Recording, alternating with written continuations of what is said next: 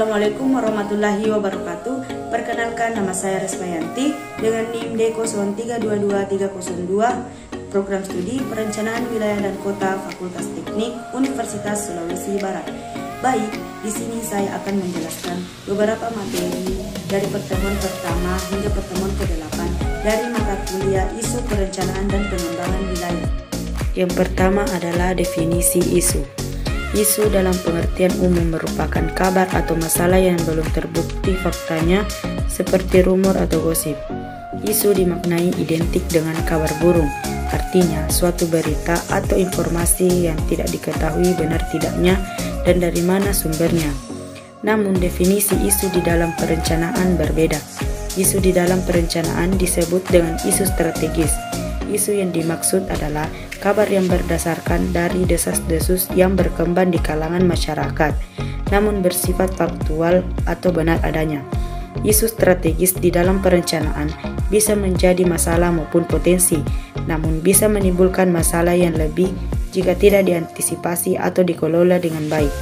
Isu strategis adalah kondisi atau hal yang harus diperhatikan atau dikedepankan dalam perencanaan pembangunan karena dampaknya yang signifikan bagi entitas, daerah, atau masyarakat di masa yang akan datang.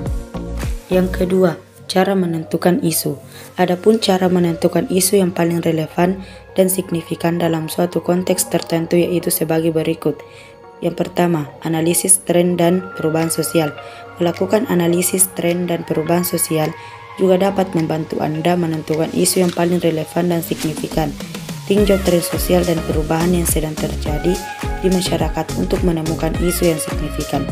Yang kedua, tinjau media dan berita terkini. Melihat media dan berita juga dapat membantu Anda menentukan isu yang paling relevan dan signifikan. Anda dapat meninjau berita terkini dan media sosial untuk menemukan isu yang sedang dibahas oleh masyarakat. Yang ketiga, konsultasi dengan ahli.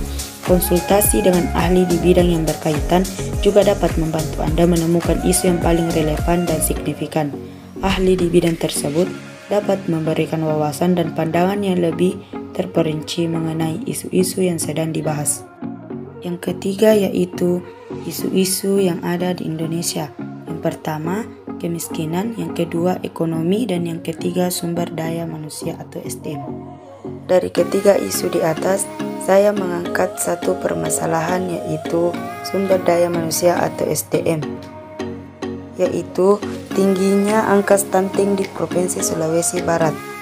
Sulawesi Barat merupakan provinsi dengan prevalence balita stunting tertinggi kedua di Indonesia pada tahun 2022. Menurut hasil survei status gizi Indonesia atau SSGI, Kementerian Kesehatan, prevalence balita stunting di provinsi ini sebesar 35% pada tahun 2021.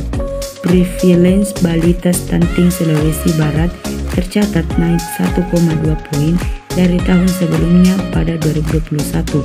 Prevalence balita stunting di provinsi ini sebesar 33,8%. Selain peringkat kedua nasional, angka stunting di Sulawesi Barat berada di bawah ambang batas yang ditetapkan Standar Organisasi Kesehatan Dunia atau WHO sebesar 20%. Ini mengindikasikan bahwa penanganan stunting di Sulawesi Barat masih buruk. Berdasarkan wilayahnya, terdapat 3 kabupaten di atas rata-rata prevalence balita stunting Sulawesi Barat. Sisanya 3 kabupaten lainnya berada di bawah angka rata-rata provinsi. Kabupaten Majene merupakan wilayah prevalence balita stunting tertinggi di Sulawesi Barat pada tahun 2022, yakni mencapai 40,6% atau 2 kali lipat lebih tinggi dari standar WHO. Angka ini tercatat naik 4,9 poin dari 2021 sebesar 35,7%. Kabupaten Polewali Mandar menempati peringkat kedua wilayah dengan prevalence balita stunting terbesar di Sulawesi Barat sebesar 39,3%. Posisinya diikuti oleh Kabupaten Mamasa dengan prevalence balita stunting 38,6%. Di sisi lain, prevalence balita stunting terendah di Sulawesi Barat berada di Kabupaten Pasangkayu yaitu 25,8%. Berikut prevalensi balita stunting di Sulawesi Barat berdasarkan kabupaten atau kota pada tahun 2022. Yang pertama, Kabupaten Majene yaitu 40,6%. Yang kedua, Kabupaten Polewali Mandar 39,3%. Yang ketiga, Kabupaten Mamasa yaitu 38,6%. Yang keempat, Kabupaten Mamuju 33,8%.